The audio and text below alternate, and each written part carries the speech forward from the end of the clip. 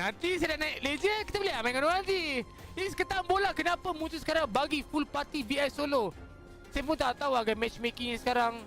Saya pun pernah tengok juga last time kan, apa ada orang main solo jumpa 5. Saya pun tak tahu kenapa.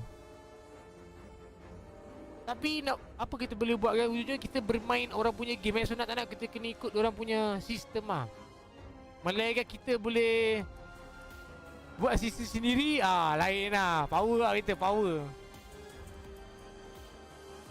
Naik legend malam ni lah, boleh-boleh. Saya nak bagi naik legend ni. Lepas tu kita sambung solo hari lain pula.